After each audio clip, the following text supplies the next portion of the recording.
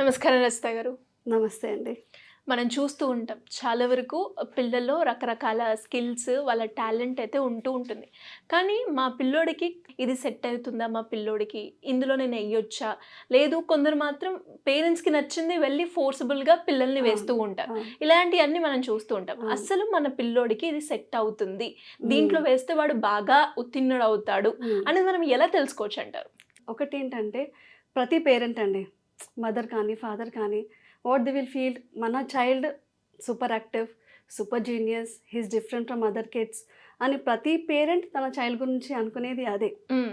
But question ఏంటి అనంటే అది ఎంతవరకు మనం గుర్తిస్తాము? ఓకే టాలెంటెడ్ కానీ ఎందులో టాలెంట్ ఉంది? హ్మ్. ఓకే జీనియస్ ఎందులో జీనియస్ అనేది తెలవడానికే చాలా మనం ట్రయల్ అండ్ ఎర్రర్ మెథడ్స్ చేస్తూ ఉంటాము. హ్మ్. అందులో ఏమవుతుంది, స్కూలింగ్ అయిపోతుంది, కాలేజ్ అయిపోతుంది, and he will be into doing one job.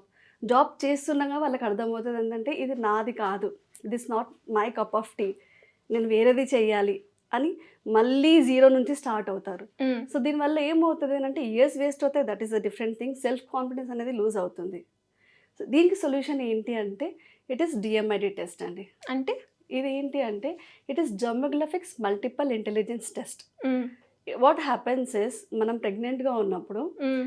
మన వోమ్లో there are millions of neurons in the brain, child బ్రెయిన్లో. హ్మ్. సో న్యూరాన్స్ ఏంటంటే ర్యాండమ్గా డిస్ట్రిబ్యూట్ అయిపోతాయి ఈచ్ పార్ట్లో.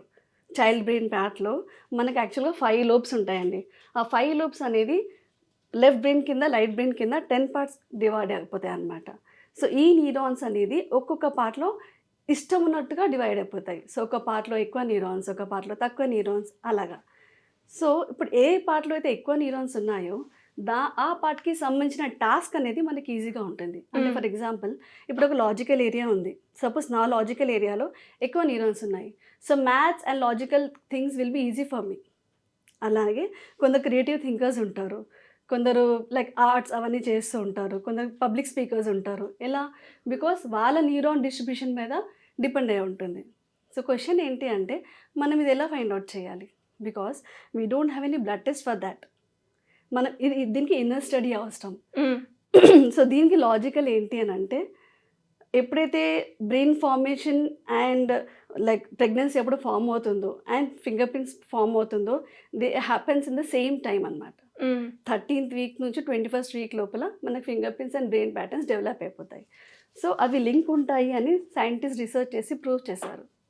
వాళ్ళకి నోబెల్ ప్రైజ్ కూడా వచ్చింది. So this test is a genuine one and the scientific one. So దాని గురించి వరిగాల్సిన అవసరం లేదు.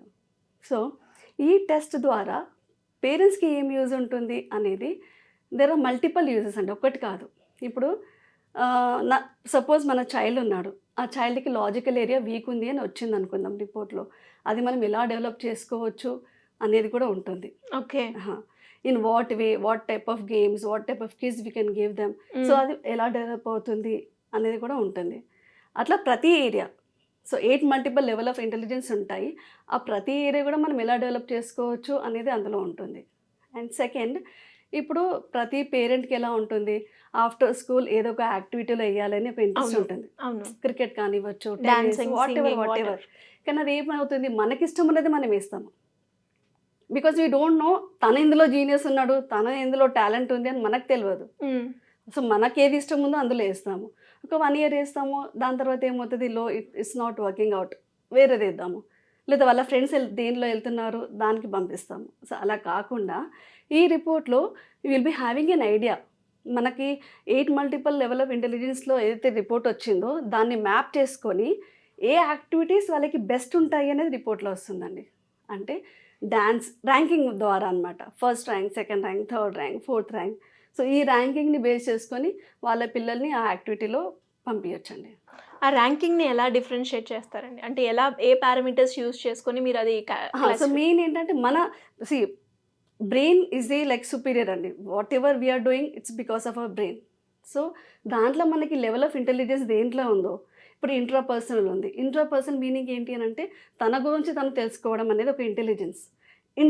ఇంటర్ పర్సనల్ ఒకటి ఉంటుంది. అంటే హెచ్ఆర్కి ఇది యూజ్ అవుతుంది అనమాట. ఎందుకు, తనకు వేరే వాళ్ళ గురించి తెలియాలి ఎక్కువ. సో ఇది లెవెల్ ఆఫ్ ఇంటెలిజెన్స్ అనమాట. ఇది మల్టిపల్ లెవెల్ ఆఫ్ ఇంటెలిజెన్స్లోని 8 మల్టిపల్ లెవెల్ ఆఫ్ ఇంటెలిజెన్స్ ఉంటుంది. ఇప్పుడు నెచురలిస్టిక్ అని ఉంటుంది, అదొక లెవెల్ ఆఫ్ ఇంటెలిజెన్స్. దాంట్లో ఏంటంటే they will get easily connected to nature. వాళ్ళకి వర్షం అంటే, నేచర్ అంటే, అగ్రికల్చర్ అంటే చాలా ఇష్టం ఉంటుంది అనమాట. సో ఆ ఒక లెవెల్ ఆఫ్ ఇంటెలిజెన్స్ ఎక్కువ ఉంటే దానికి సంబంధించిన ఫీల్డ్ని ర్యాంకింగ్ ఉంటుంది, దానికి సంబంధించిన యాక్టివిటీస్కి ర్యాంకింగ్ ఉంటుంది అనమాట. So everything will be mapped on based of మన లెవెల్ ఆఫ్ ఇంటెలిజెన్స్ తోటి మ్యాప్ అయి ఉంటుంది అనమాట. ఓకే, అలా. సో ఇప్పుడు ఇది నేను చెప్పాను ఒకటి ఏంటంటే యాక్టివిటీస్ ఒకటి which will be useful for school going kids. సరే, ఇప్పుడు పిల్లలకంటే ఓకే, ఇప్పుడు బాబు like now is in to 10th, then what? వాళ్ళకి యాక్టివిటీస్ మీద మనం పెద్ద ఫోకస్ ఇప్పుడైతే ఆ టైం కాదు. సో వాళ్ళకి ఏంటంటే కెరియర్ కౌన్సిలింగ్ మీద యూజ్ అవుతుంది. అంటే ఇప్పుడు 10th తర్వాత మనం సైన్స్ తీసుకోవాలా, ఆర్ట్స్ తీసుకోవాలా, వాట్, ఏ ఫీల్డ్కి వెళ్ళాలి అనేది మన క్వశ్చన్ మార్క్ ఉంటుంది. మనకు తెలిసిన 2 ఫీల్డ్స్ ఏంటి? Doctor or engineer. అవి రెండే మనం మ్యాక్సిమం పేరెంట్స్ చూస్తూ ఉంటారు. But there are more 2000 fields like the child can go into. So దీనివల్ల వాళ్ళకి కెరియర్ కౌన్సిలింగ్ కూడా జరుగుతుంది. అంటే ఏ ఫీల్డ్ తనకి సూటబుల్ ఏంటి, లైక్ స్టార్ రేటింగ్లో ఉంటుందన్నమాట. What he can go first, ఏ స్ట్రీమ్కి వెళ్తే ఆ స్ట్రీమ్కి వెళ్తే మళ్ళీ ఆ స్ట్రీమ్లో ఎన్ని ఫీల్డ్స్ ఉంటాయి వర్క్ చేయడానికి, జాబ్ చేయడానికి, అవన్నీ ఉంటాయి అన్నమాట. సో ఒక రిపోర్ట్ తోటి మనము ఒక 5-year కిడ్ నుంచి లైక్ 24-year కిడ్ వరకు everything the parent will know అనమాట. It's a gift the parents. ఇప్పుడు మన దగ్గర ఒక గిఫ్ట్ లా ఉన్నట్టు. ట్రయల్ అండ్ టెస్టర్ అవసరం లేదు మనకి. మనం ఎలా అంటే మన దగ్గర ఒకటి ఆల్రెడీ ఉన్నట్టు, మన దగ్గర గైడెన్స్ ఉన్నట్టు అనమాట. మనం దాన్ని బేస్ చేసుకొని మన చైల్డ్కి ఏది కావాలి అనేది అప్పుడు will be like happy, it will be a happy parenting. ఇప్పుడు ఏమవుతుంది, మనకు తెలియక what will be doing is, ఇప్పుడు ఒక ఫిష్ని like will make them to climb a tree. ఇప్పుడు మంకీ ఉంది, దాన్ని ఫ్లై చేయమంటే చేస్తుందా? చెయ్యదు. ఒక ఫిష్ని మనం ట్రీ ఎక్కమంటే ఎక్కుతుందా? ఎక్కదు. కానీ మనం అది యానిమల్స్ డిఫరెంట్గా ఉంటాయి కాబట్టి మనం గుర్తుపడతాము ఇది ఫిష్, ఇది మంకీ అని. కానీ మనం హ్యూమన్ బ్రెయిన్స్ మాత్రము సేమ్ ఉంటాయి. మనం బయట నుంచి మనం మెసేజ్ చేయలేము what he will be into good into. దానికి ఈ రిపోర్ట్ అనమాట. ఇన్నర్ థింగ్స్ నేర్చుకోవడానికి, ఇన్బార్న్ టాలెంట్స్ తెలుసుకోవడానికి it's very good for the parents అనమాట. ప్రొసీజర్ ఏ విధంగా ఉంటుందండి? ప్రొసీజర్ ఏం లేదండి, it's a very easy procedure ఉంటుంది. సో మనకేంటి యాజ్ ద లైక్ మనకి ఎలా అయితే సైంటిఫిక్ రీసెర్చ్ జరిగిందో మన ఫింగర్ ప్రింట్స్కి బ్రెయిన్ ప్యాటర్న్కి సంబంధం ఉంది అని, సో దాన్ని బేస్ చేసుకొని ఇది టెస్ట్ ఉంటుంది. సో మనం ఏం చేస్తాము, ఫింగర్ ప్రింట్స్ తీసుకుంటాము, స్కాన్ చేస్తామన్నమాట. So 1 finger will be scanned in 3 ways. So 30 scannings ఉంటాయి. సో దాని మీద టైప్స్ ఆఫ్ ఫింగర్ ప్రింట్ ఏంటి, రిచ్ కౌంట్ ఏంటి అని స్టడీ చేసి ఒక రిపోర్ట్ జనరేట్ అవుతుంది. ఆ రిపోర్ట్ని బేస్ చేసుకొని ఇన్బార్న్ టాలెంట్, ఇవన్నీ ఇన్బార్న్ ఇంటెలిజెన్స్ ఏంటి, దానికి యాక్టివిటీస్ ఏం బాగుంటాయి, కెరియర్స్ ఏం బాగుంటాయి, ఇది ఉంటుందండి. అండ్ ఇంకా 1 more థింగ్ ఏంటి అని అంటే, ఇప్పుడు మనకు ఐక్యూ ఒకటి తెలుసు, it's an intelligent question and every person will be judged on తన ఇంటెలిజెన్స్. బట్ ఈక్యూ చాలామందికి తెలుస్తూ ఉండొచ్చు, like emotional question is also very very important as intelligent question. అది ఒకటి. And AQ, what is AQ? AQ is adversity question. అంటే ఇప్పుడు ఇద్దరు ఉన్నారండి, ఒక సిచ్యువేషన్లో మనం ఇద్దరికి ఒక వర్క్ ఇచ్చాము. ఒక పర్సన్ ఏమో he will easily do the work, stress తీసుకోడు. అదే ఒక పర్సన్ ఏమో అరే ఇంత చెయ్యాలా అని ఆ ప్రెషర్ తట్టుకోలేడు. So that is called an adversity question. So తనకి ఎంత ఉంది ఆ సిచ్యుయేషన్ని బేర్ చేసే అంత, that is also more important. And CQ అండి, that is creativity question. Creativity అందులో తనలో ఏముంది అనేది. సో అది కూడా ఒక చైల్డ్కి ఒక టెస్ట్ చేస్తున్నాము అని అంటే అందులో ఐక్యూ ఎంత ఉంది, CQ, AQ and EQ, emotionally question, adversity question, creativity question and intelligent question. ఇవి 4 క్వశ్చన్స్ కూడా తెలిసిపోతాయి మనకి. ఓకే, ఈ స్కిల్ నేర్చుకోవడం అంటే బాగుంది, ఎలా మనము స్కిల్ని ఐడెంటిఫై చేసి వాళ్ళని ఆ రూట్ని తీసుకెళ్ళడం. ఇది కాకుండా ఇంకేముందండి దీనివల్ల మనకి బెనిఫిట్స్ అంటే? మ్యాక్సిమం పేరెంట్స్ ఏం చేస్తారు, మనకు నచ్చినట్టు పిల్లలు ఉండాలని చూస్తాము. సో మనం ఇది కాకుండా రిపోర్ట్ మన చేతిలో ఉంటే we will know him better. మనం అప్పుడు పిల్లల్ని స్ట్రెస్ చేయము.